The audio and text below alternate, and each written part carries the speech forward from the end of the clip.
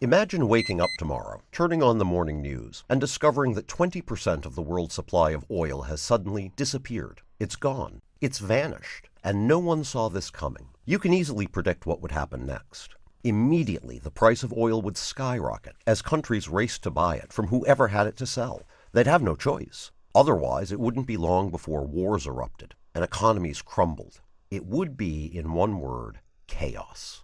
Now, what if, instead of oil, 20% of the world's supply of copper, or steel, or iron disappeared? Again, you can guess what would happen next. Entire industries would pay whatever it took to get their hands on the remaining supply of these precious resources. I realize these scenarios sound impossible. We must have safeguards to protect us, right? So something like this could never happen. Think again. That's exactly what's about to happen. 20% of the world's supply of one of the most critical natural resources will disappear. It's the natural resource that keeps our power grid stable. It guarantees our military supremacy on land, sea, air, and outer space. It has even helped advance medical breakthroughs that saved millions of lives. 20% of this natural resource is about to vanish, so what I'm about to say may shock you. I'm not going to lose a moment of sleep over this. In fact, I couldn't be more excited about this situation, because the last time this happened, it created nearly unfathomable amounts of wealth. And my sources are telling me that lightning is about to strike again. I'll explain. Take a look at this chart. It contains sensitive intel from the World Nuclear Association. Do you see that red line? It represents the global demand for uranium. And do you see that black line? That's the global supply. Notice how in 2019 those two lines meet. But then the red line quickly separates itself in 2020. That's when the WNA predicts global demand for uranium will overwhelm supply. In other words, that's when they see the shortage hitting the world. And it's going to continue for a long time and get even more severe. Now listen, for decades, I've been an advisor to the International Energy Agency, the Department of Energy, and 29 world governments, as well as a consultant for Fortune 500 companies like Chevron, BP, and ExxonMobil. I can say with absolute certainty, the World Nuclear Association is dead wrong. This shortage isn't happening in 2020. I'm telling you it's happening right now, because one of the largest and oldest uranium mines in the world has just shut down, and another gigantic miner has been forced to dramatically cut their production. Suddenly, 26 million pounds of uranium is set to disappear from the market. That represents 20% of the entire global supply. It also means that chart I just shared with you, the one that used to look like this, could very soon look like this. The demand for uranium has overtaken the supply, meaning the shortage is happening right now. Understandably, it's hard to grasp how serious this situation is from looking at a basic chart. This should make it crystal clear, though. Imagine New York City, Tokyo, Paris, London, and Los Angeles suffering a blackout that lasts for an entire year. When all of this uranium vanishes, that's how much power will disappear. Some people will hear this and be alarmed. But for shrewd folks like you and me, our reaction will be just the opposite, because I've seen this exact story play out before. And the last time it happened, back in 2006, millionaires were springing up left and right. That's when, out of the blue, a uranium mine called Cigar Lake flooded. You might not be able to tell from this photo, but this was the second biggest mine in the entire world. It was projected to fulfill 10% of the global supply of uranium all on its own, and it had to be shut down. So 10% of the global supply of uranium never made it to market. It disappeared, and the world was thrust into a sudden shortage. But think about it. Do you remember seeing headlines like World War III breaks out over uranium? Of course not, because it didn't happen. Instead, the Cigar Lake flood sparked a desperate buying frenzy. This drove the price of uranium to nearly $140 a pound, and nations were feverishly racing to secure as much of it as possible from whoever had it readily available. The Cigar Lake mine was operated by Cameco. It was the largest uranium producer in the world, so everyone turned their attention to the tiny miners who suddenly found themselves controlling the most coveted resource on the planet. Take Denison Mines. They operate in Saskatchewan, Canada. In 2006, their portfolio included 5 active uranium mining projects in North America, including their Pandora mine in eastern Utah. This project was producing 2.2 million pounds of uranium a year, so it was far from being one of the major mines. Nonetheless, Denison was ready to capitalize on the 2006 shortage. It was the catalyst that caused their stock to soar 4,640%. Fortis Metals was also a major winner from this situation. The year before the Cigar Lake flood, they acquired the Valencia mine in Namibia. This deposit was believed to contain up to 90.7 million pounds of high-grade uranium. So when the world came calling, they were ready to sell their uranium to the highest bidder. Not surprisingly, this helped shares of Fortis Metals skyrocket 3,722%. But Denison Mines and Fortis Metals weren't the only ones to capitalize on this shortage. Energy Fuels did as well. They handed early investors a 6,000% windfall. Westwater Resources also cashed in. They owned uranium properties in South Texas, and the shortage helped send their stock soaring 5,841%. Early investors who backed these tiny companies made a killing. Do the math. If you had taken $500 flyers on Denison Mines, Fortis Metals, Energy Fuels, and Westwater Resources, you could have ended up $103,015 richer. And if you had the courage to up your stake to $5,000 in each play, you could have cashed out with $1,030,150. In other words, the 2006 uranium shortage could have made you a millionaire. It was a rare and exceptional situation. Back then, nobody would have blamed you if you didn't see it coming. Unless you happen to know a uranium expert who had access to hundreds of energy insiders across the globe, you probably missed the boat. But here's the good news. I am an expert on the uranium market. I'm also an energy insider who is dialed into a network of other insiders who are feeding me intel regarding this exciting situation. And I'm telling you as directly as I can that you are about to get a second chance at a once-in-a-lifetime payday opportunity. The 2006 story is playing out again right now, except it's twice as big. But you don't have much time to act.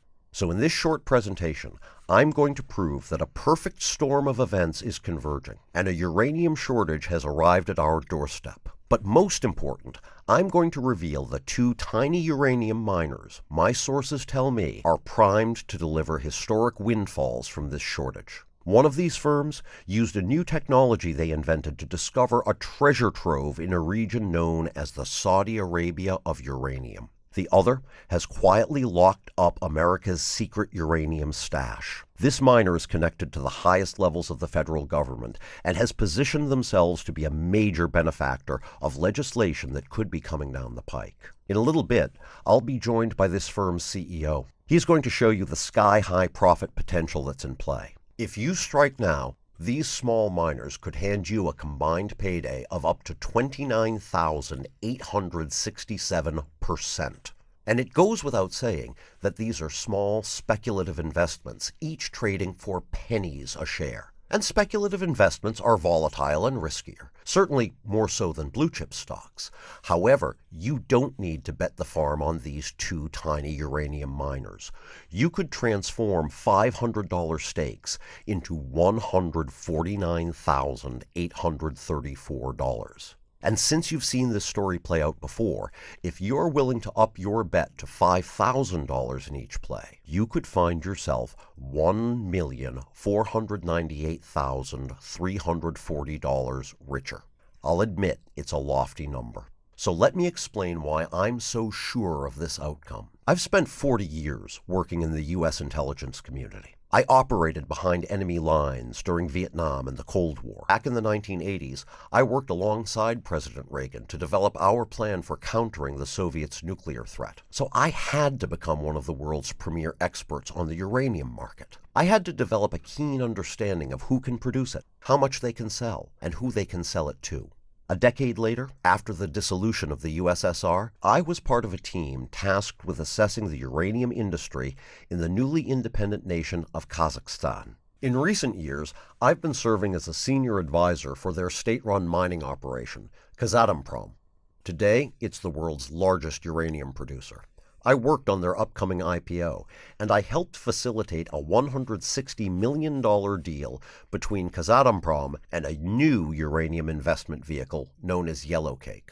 Kazatomprom plays an enormous role in today's shortage, as does the Athabasca Basin. Recently, I advised a private holding fund that was investing in uranium deposits in this region. Long story short, there isn't much about the uranium market I'm not privy to. I know the major players, the big deals being negotiated, and once the ink is dry on those deals, who is positioned to make out like a bandit from them? Right now, the hottest topic at every single meeting I'm attending in Paris, Abu Dhabi, London, Lausanne, you name it, is this uranium shortage.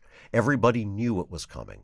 It's just striking faster than they expected. After all, for years the world has been walking a tightrope regarding our uranium supply. Back in the 1950s, there were 23 uranium mines operating across Canada. Today it's just 5. In the old days, South Africa had 26 uranium mines. By the early 2000s, they were down to 1. Spain had 24 uranium mines in operation during the 1950s. Now they have 0. Nowhere, though, has the impact of vanishing uranium mines been more alarming than in the United States. Take a look at this map. The highlighted area is land that is owned by the Navajo Indian tribe. It spans portions of Arizona and New Mexico. Now, do you see all of those red dots? They represent 523 uranium mines. Each has been abandoned because they're empty. There is little to no ore left in them. And this is just a small glimpse of a much bigger problem. 4,225 ghost mines exist across the United States. Most are relics from our Cold War past, and like all the others, they've been abandoned. Today, we are down to only 5 underground mine operators that are currently producing uranium. And as a country, we are hardly producing any at all. The uranium heyday of the 1980s is long gone. When you consider the perilous state of uranium mining around the world, it's clear we are extremely vulnerable to a sudden shortage. When one occurs, the outcome can be very predictable and very lucrative. And right now, a perfect storm of events is brewing. It looks like a near mirror image of what took place in 2006. That's the last time the world was thrust into a sudden uranium shortage. So let's compare these two situations, head to head. At the beginning of 2006, uranium was trading for around $36 a pound. Today, it's even cheaper. It's trading for $25.50 a pound. Back in 2006, the Cigar Lake mine was expected to be the crown jewel of the uranium industry. Located in the Athabasca Basin of northern Saskatchewan, Canada, it contained an estimated 226.3 million pounds of high-grade uranium, and it was operated by a titan of the industry, Cameco. That April, a rockfall in the production area brought down a retaining wall in the Cigar Lake mine. Quickly, water rushed through the cavern until it was flooded, and the Cigar Lake mine had to be closed. Just like that, 10% of the projected global supply of uranium suddenly vanished. At the time, Cigar Lake was the world's second largest source of high-grade uranium. It was second only to another mine that was run by Cameco, a mine that just recently has been forced to shut down as well. I'm speaking of the McArthur River mine. It's also located in the Athabasca Basin, and it was first discovered in 1988. Since then, the McArthur River mine has produced an astounding 535 million pounds of uranium. That's enough to satisfy the entire global demand for over 4 years, and that's just from one mine operation. Mines close for all kinds of reasons, and Cameco has been known to close a lot of mines. The cause could be a flood like Cigar Lakes in 2006, or it could be for economic reasons, like what happened a decade later with their Rabbit Lake project. Discovered in 1975, it was the longest operating uranium mine in North America. These old uranium deposits also don't last forever. Eventually they dry up. For example, the Crow Butte mine has been in operation for over 27 years, but Cameco has been forced to shut it down because all the uranium is gone. However, with the McArthur River mine, its closing came as a complete shock, even to the folks who worked there. It was producing 18 million pounds of uranium a year. This alone makes today's situation more serious than what transpired in 2006. But McArthur River isn't the only closure that's been announced. When it comes to uranium, the nation of Kazakhstan is king. In some years, this country has been responsible for as much as 41% of the world's supply. The vast majority of that uranium comes from their state-run miner, Kazatomprom, which is also a company I advise. Kazatomprom is involved in the operations of 21 mines throughout their country. Back in 2015, they had to close a major mine that had been producing uranium for about 60 years. Now they've been forced to cut back on even more of their production. Kazatomprom is removing 8 million pounds of uranium from the market, and that number is expected to triple in the next 36 months. That means this shortage isn't going away anytime soon. So to quickly review, in 2006, the Cigar Lake flood took 10% of the global uranium supply off the market. Today, between the McArthur River and Kazatomprom projects, the world is set to lose 26 million pounds of uranium. That's over 20% of the global supply. Jumping back to 2006, the flooding of the Cigar Lake mine helped propel the price of uranium from $36 to nearly $140 a pound.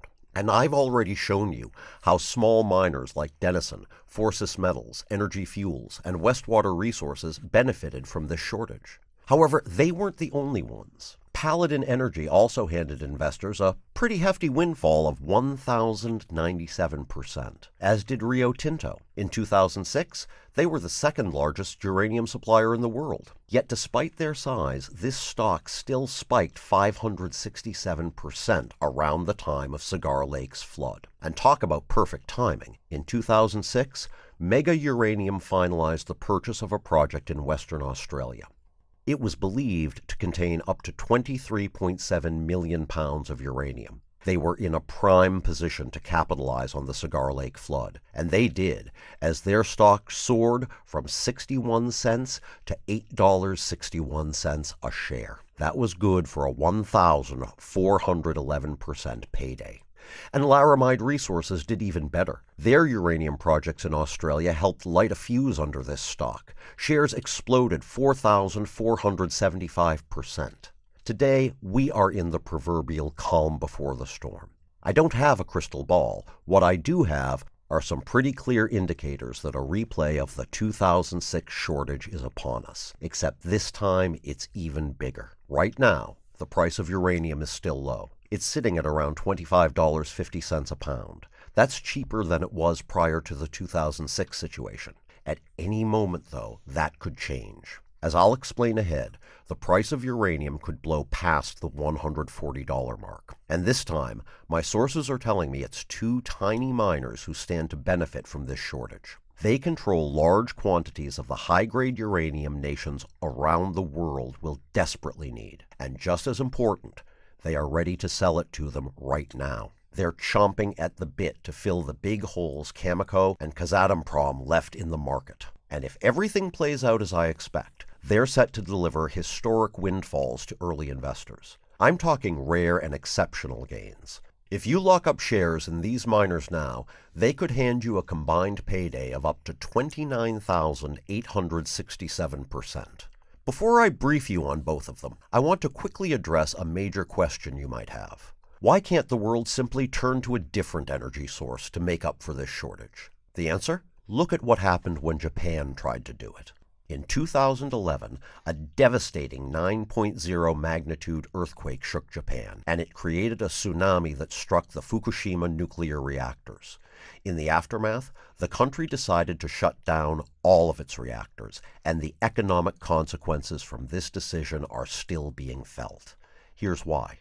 Picture a gallon of oil. It weighs over 7 pounds. Now picture an amount of uranium that weighs about the same. That uranium would be capable of creating 12,096 times more electricity than that oil. And it would also produce 16,000 times more electricity than an equal amount of coal. So if you remove uranium from your energy mix, you will pay the price, especially in a place like Japan, which has to import 90% of its energy needs. They're losing $34.9 billion a year from shutting down their nuclear power plants, which is why Japan has already brought 7 nuclear reactors back online, with 17 more on the way. this is just the tip of the iceberg. There are over 450 nuclear power reactors operating in 31 separate countries. Those power plants consume about 136 million pounds of uranium every year, and that number is only going up in the future. With global demand for electricity spiking 76% over the next 12 years, the world is going to need a lot more uranium because there are a lot of new reactors coming online, up to 561 of them. Plans are already in motion in places like Argentina, Finland, Brazil, Armenia, South Korea, Pakistan, India, France, Bulgaria, and Russia. In total, 110 countries are actively looking to expand or establish their nuclear power programs. Take China. They have over 40 nuclear reactors up and running today. But over the next 5 years, they are investing $180 billion to expand their capabilities. China has plans to build 176 additional nuclear reactors. France is going big on uranium as well. They are spending $33 billion to completely revamp their nuclear program over the next 7 years. Saudi Arabia is getting in the game too. When most folks think of the Saudis, one thing comes to mind: oil. However, their energy consumption is rising at a rate that is 800% greater than developed countries like the United States. The Saudis aren't stupid. If uranium can produce 12,096 times more electricity than oil, basic economics demands you turn your attention to that power source. Now, Saudi Arabia plans to construct 16 new reactors at a cost of more than $80 billion. And let's not forget about India. In recent years, India heavily relied on 2 miners for their imported uranium, Cameco and Kazatomprom. But those 2 miners are the reason 26 million pounds is disappearing from the global supply. So let's do the math. Supplying the world's existing reactors requires about 136 million pounds of uranium. However, 561 more are coming online in the future. That's an additional 168.3 million pounds that will be needed, bringing the total future demand for uranium to over 304 million pounds a year. But we can't even meet the demand for existing reactors because 2 of the largest uranium miners in the world are taking 20% of the global supply off the market. This has unleashed a perfect storm scenario that could be 2 times bigger than what happened in 2006. Back then, prices exploded from $36 to $140 a pound. And for the tiny miners who had high-grade uranium ready to sell, their share prices shot to the moon. Today, uranium is dirt cheap, but a similar price explosion could happen at any moment as this supply crunch spreads throughout the world. So the time to strike is right now, and if you know which miners to target, you could become a millionaire. That's what I want to talk about next. My sources have identified 2 tiny miners that hold all the cards in this uranium shortage. Either of them could make you a millionaire. And locking up stakes in both could set you and your family up for generations. So let's jump right in with payday number 1, a potential 7,490% windfall from the Saudi Arabia of uranium. That's the nickname CNBC coined for the Athabasca Basin, located in Saskatchewan, Canada. You've heard me talk about this area a couple of times already. Altogether, the Athabasca Basin spans more than 24.7 million acres. So picture an area about the size of the entire state of Virginia. That's the Athabasca Basin, and it's chock full of uranium. 20% of the world's supply comes from right here. And that includes Cameco's famous deposits at McArthur River and Cigar Lake, the same deposits behind both the 2006 shortage and today's. The first payday I've vetted involves a tiny miner that has locked up over 31,000 acres of land in the Athabasca Basin region. And now they may control the most valuable piece of uranium real estate here. I'll explain. The Athabasca Basin is shaped like an enormous bowl, and it's filled to the brim with sandstone. Oftentimes, uranium deposits are found at the bottom of the bowl. Take Cameco, for example. Before shutting down the McArthur River mine, they had to dig as far as 1,968 feet below the surface to reach their uranium deposit. But that's not even the biggest challenge. You can't just scoop up the sandstone in this area. You have to freeze it first. Only then can you extract it. This process takes a lot of time, and it costs a lot of money. It makes it very difficult for a small miner to break into the Athabasca Basin the old-fashioned way. Fortunately, while the miner for this first payday is very tiny, sporting a market cap of only $250 million, its executive team is truly formidable. They invented a technology that could quickly make them a major player in uranium, and they used it to find a treasure trove of this natural resource in a part of the region the major players believed to be empty. Before I reveal their incredible breakthrough, let me tell you more about the team behind it. Prior to founding this exploration firm, the CEO was already a star in the uranium industry. His last company helped develop the Roca Honda mine in New Mexico. It's a deposit containing an estimated 26 million pounds of uranium. Under his leadership, that company grew as much as 244 times. And he gave early investors the chance to pocket an 8,933% windfall. The chief geologist is another serially successful mining veteran. He was an executive at Cameco, Areva, and BHP Billiton. Today, those companies are worth a combined $144 billion. He was also instrumental in developing 4 of the last 9 major uranium mines in the Athabasca Basin. One of those being the McArthur River deposit, so he knows the region like the back of his hand. The senior project manager does as well. He played a pivotal role in the discovery of the first diamond mine in Canada. It contains an estimated 7.5 million carats. More importantly, he spent 17 years as a senior geologist for BHP Billiton. And during his time there, the share price of this mammoth company soared 1,422%. This brain trust knew if they wanted to compete with the big players with the big bank accounts, they'd have to explore parts of the Athabasca Basin their competition believed was worthless. And it was a general belief that there wasn't much uranium waiting to be discovered in the area west of Cigar Lake. However, this small miner quietly took an old technology, invented a powerful upgrade for it, and then used their breakthrough to prove everybody very wrong. Conducting radiometric airborne surveys has long been a way for exploration firms to scout an area for potential deposits. The process was first used in the 1960s. It consists of 3 parts. Part 1, you fly an airplane at very low altitudes over an area. Part 2, during the flight, you continuously photograph the land below. And Part 3, you scan that same area for gamma-ray radiation that could indicate the presence of uranium. Once you land, you create a map of the uranium hot zones. The problem was existing technology was wildly inaccurate, producing blurry pictures. So this small miner developed an upgraded radiometric airborne survey system.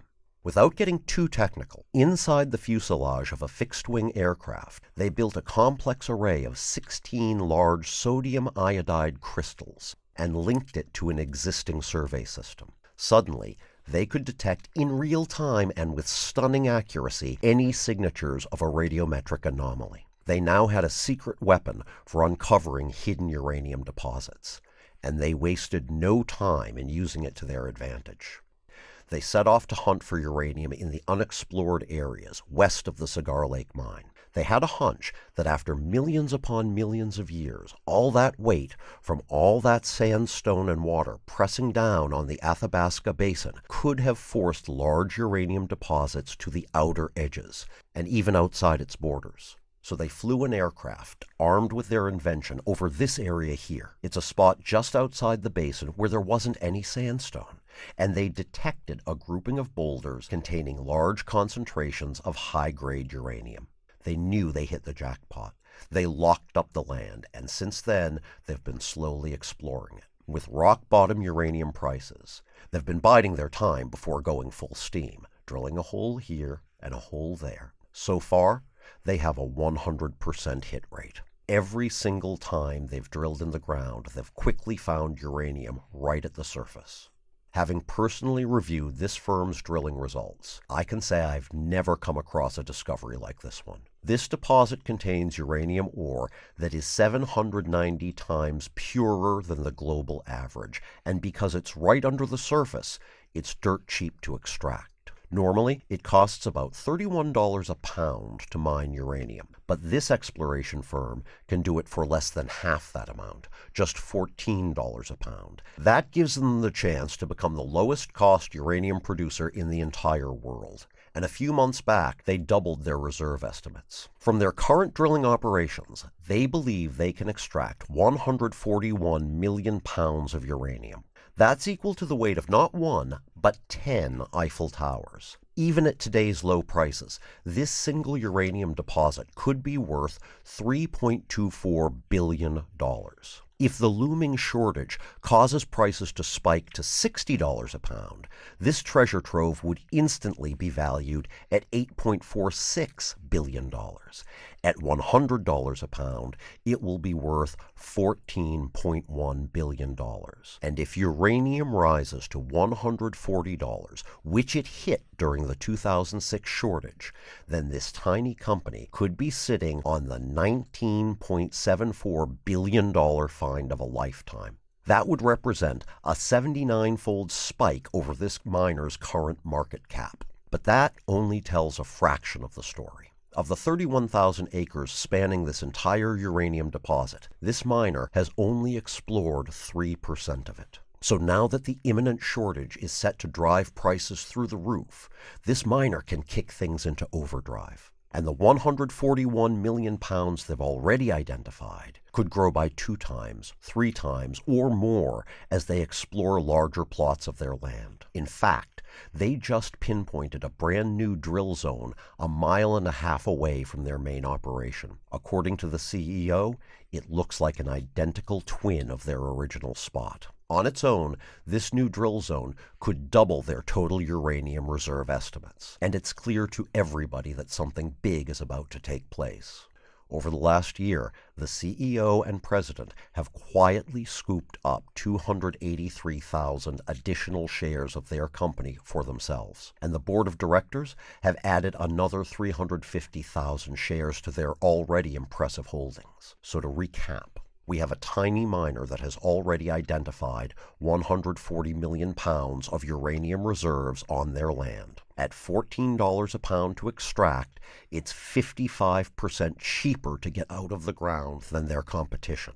Right now, this firm's market cap is only $250 million. But at today's rock bottom prices, their discovery could be worth $3.24 billion. And if this uranium shortage mirrors the 2006 situation, the value of their deposit could soar to $19.74 billion. Yet here's something that's going to blow your mind. You can lock up shares for around 50 cents apiece. Conservatively speaking, if you strike now, you could be looking at a potential windfall of up to 7,490%. Ahead, I'll tell you even more about this opportunity. Before I cover that, I want to give you the inside scoop on payday number 2, a potential 22,377% jackpot from America's secret uranium stash. The United States is the world's largest consumer of nuclear power. We have 99 reactors running at full steam, pumping out cheap and clean electricity. Here's the problem. We only produce 5% of the uranium necessary to meet our own nuclear power demands, so we have to rely on other countries to make up for the missing 95%. And this has a lot of people in Washington, D.C. concerned, because, as Senator John Barrasso of Wyoming explains, our country is too dependent on people who are not our friends to provide us with the uranium we desperately need. And he is 100% correct. As long as Russia is selling us large amounts of uranium, they will be able to use that as leverage against our country. This is a clear and present danger to our nation's critical infrastructure, like our power grid. Fortunately, plans are being put in motion to combat this threat. Congress has introduced legislation to limit uranium imports from Russia, and the Commerce Department is beginning to work behind the scenes. They're assessing a potential mandate where we must boost our domestic production fivefold. The question then becomes, where will all of this uranium be found? It won't come from any of those 4,225 abandoned ghost mines. But let's just say I'm pretty sure I know where it will be coming from. In a few moments, I'm going to be joined by the CEO of a small energy explorer. For about a decade, his team has been quietly acquiring a collection of proprietary databases containing what could be the most valuable intelligence in the U.S. uranium industry. From a group of prior mining operations, they secured 50 years of data and surveys for 30,000 drilling holes in this country. Altogether, they control a treasure map spanning 871 miles worth of uranium deposits that require further exploration. They used it to hunt for locations where previous technology made mining difficult, but a newer and very powerful process made it dramatically simpler. They pinpointed 14 specific deposits. With each, major exploration firms had already done most of the hard work, including finding the land and drilling the initial holes. Then, they locked up these properties for pennies on the dollar. One example is their flagship property. It's located on over 8,000 acres in the historic Texas uranium belt. Back in the 1970s, oil giant Chevron and two miners made over 4,000 drilling holes across this property, but they were unsuccessful. Today, though, our tiny energy explorer is able to harness a special uranium mining technology that's similar to fracking. They inject oxygenated water into a drill hole to dissolve the uranium, and then pump the uranium-rich solution back to the surface. When they did this at their Texas location, they discovered a huge deposit buried underground in a unique horseshoe shape. So far, they're projecting at least 2 million pounds of uranium for this location, and they can get it out of the ground for $22 a pound. But this isn't the only mine where they're using this technology. They're also implementing it at their Wyoming deposit, which covers 21,600 acres. It's near Cameco's now abandoned Smith Ranch Highland mine, which produced 23 million pounds over 14 years of operation. So the area has already delivered big in the past. And when our explorer rolled out their technology, they discovered an estimated 29 million pounds of uranium. And that's just the beginning. This firm's database contains an additional 10,000 drill holes on this same plot of land. 40 years ago, another one of their other properties was owned by Moore Energy, a Norwegian oil and gas company. Moore Energy originally believed this deposit contained 5 million pounds of uranium, but they abandoned their efforts. When our firm got a hold of this property, though, and used their uranium fracking process, they discovered an additional 11.5 million pounds in the same spot. Recently, my team and I met with the CEO of this small miner. I wanted to see their operation up close, and I was blown away. I'm now going to play you a short clip from our meeting. So the nuclear power infrastructure plays a really critical role in energy infrastructure. We've been talking for months, arguably for years, about this over-dependence on foreign imports. And frankly, over the last 6 months, we've seen sort of unprecedented concern from different branches of government. Department of Interior has added uranium to the list of critical minerals. Department of Defense has been chiming in.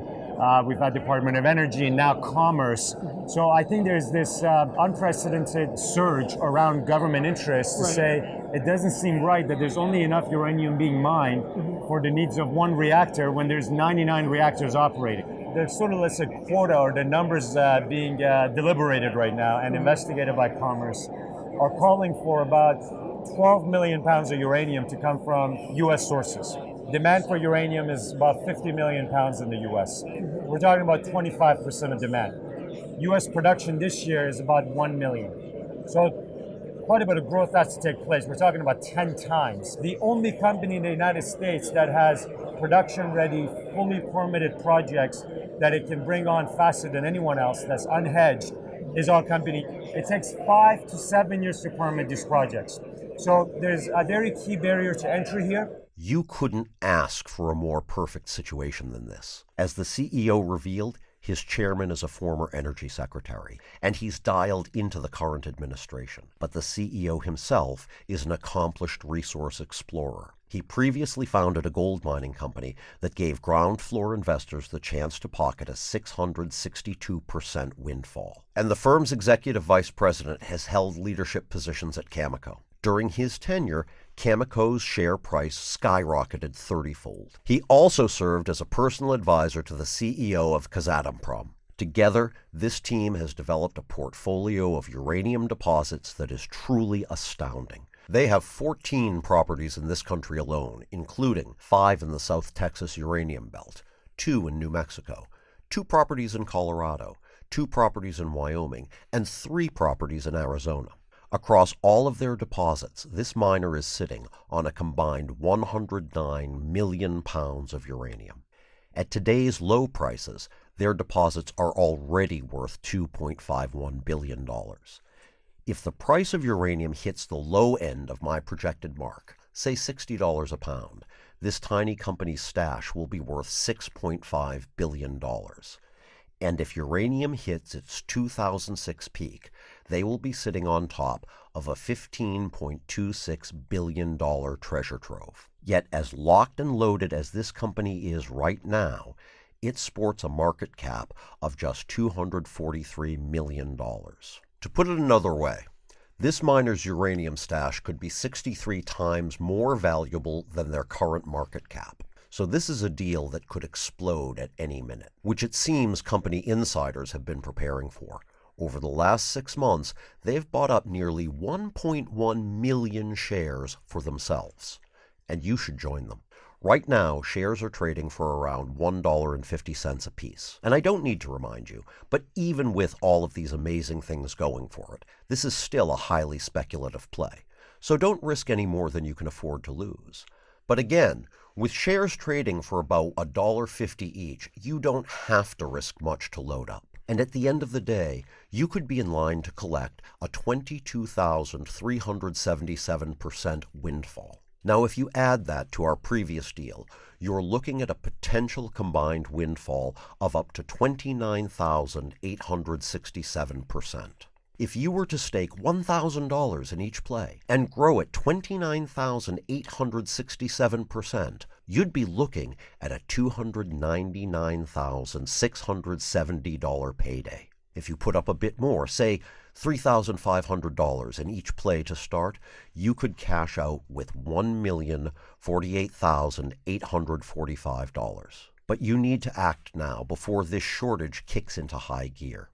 If you hesitate, you could miss your chance to be a ground floor investor in both of these small uranium explorers. I make my living as a facilitator, and I make a very good one. If you're the leader of a large country, international agency, or multinational corporation, I'm the guy you want on your side when a deal needs to get done. I will use my connections, my access to sensitive information, and any other weapon in my arsenal to create leverage in my negotiations. Long story short, I win big, I win often, and I make my business partners a lot of money. And I'm giving you a seat at the table. When I'm negotiating deals with OPEC leaders in Dubai or with the royal family at Windsor Castle, you'll receive my straight-from-the-source intel. When I'm exploring a new oil deposit in Kenya, a wind farm in Texas, or a solar power facility in Saudi Arabia, I'll give you my boots-on-the-ground analysis. Most important, I'm going to reveal how my access and connections can make you. Here's what I didn't tell you, though. They didn't just discover uranium on their land. They also struck gold. And it wasn't in just one spot either. Every single drill zone has tested positive for gold. This incredible development is still in its very early stages. I can't tell you if there is $10 million or $10 billion worth of gold buried beneath their land. So I'm not factoring it into my 7,490% windfall projection. When I do, though, that number is only going in one direction. The firm has expanded their portfolio internationally, locking up 2 uranium properties in Paraguay. Combined, they are about 4 times the size of New York City and could hold an additional 67 million pounds of uranium. If prices soar like they did during the 2006 shortage, this treasure trove in Paraguay could be worth over $9.3 billion. Again, it's too early for me to be 100% confident in that figure, which is why I did not factor it into my 22,377% projection. But just imagine if the Paraguay deposits turn out to be as big as expected. The final windfall could be off the charts. They're tiny companies, each trading for pennies a share. So you will not want to chase them. Make sure you follow my strict buy-in instructions for your stakes. And certainly don't invest what you can't afford to lose. However, you don't have to put a lot on the line when there is the potential for a total payout of 29,867%. You could toss a few $100s at each opportunity if you wanted. If you are willing to invest $1,000 in each play, you could make over $299,000. And if you start with $3,500 in each, you could be handed a seven-figure win. Identified a tiny $2 million startup at the center of this LNG boom. I knew their patented technology, 5 decades in the making, could send their shares soaring 5,100%. And I also knew that they would be a focus of my meeting, 2,526%. When I hear whispers that a small firm is about to announce they're sitting on a massive discovery, I want you to be able to make a killing from that too. I want you to be able to make a killing with the next Isramco. They were once a little-known natural gas explorer with properties in Israel. But fortune smiled upon them, as those properties were sitting on top of the Tamar gas field, which has proven reserves of 200 billion cubic meters. Isramco handed early investors a 7,532% return. I'm also setting out to find the next Earthstone Energy. They were early players in the historic Bakken Formation, which has up to 11.4 billion barrels of recoverable oil. Ground floor investors in Earthstone Energy made out like bandits to the tune of 18,611%. I use each boardroom meeting to disclose my findings from my travels and summits that could lead to future investment targets. When I went to Ecuador to oversee a $13 billion, 300,000 barrel a day oil refinery with an old friend who used to be the president of OPEC, and at the time was Ecuador's Minister of Energy, and when I traveled to Argentina to explore a $40 billion project that gave a Chinese energy firm I advised direct access to 393 million barrels of oil reserve, I am one of the premier experts on the energy markets, and I'm ready to go to work for you. I have the most influential people in the world on speed dial. People like Abdelmalek Salal, Algeria's Prime Minister, Mohammed Barkindo, OPEC's General Secretary, Khalid Al-Falih, Saudi Arabia's Minister of Energy, even an old adversary, Alexander Novak, Russia's Minister of Energy. I have been paid millions of dollars by some of the biggest companies. I've personally worked with presidents on both sides of the aisle, and I've been trusted with some of our nation's greatest secrets. Long story short, my services are in high demand. I even have a separate private team that provides market research to the major banks and investment firms for 6 figures a pop. If everything plays out as I expect, you could transform those savings into a 29,867% windfall. Remember, the 2006 uranium shortage sent the share prices of a small collection of tiny explorers to the moon. But today's imminent shortage could be 2 times bigger. I'm so confident you'll make a fortune from this situation, I'll guarantee it.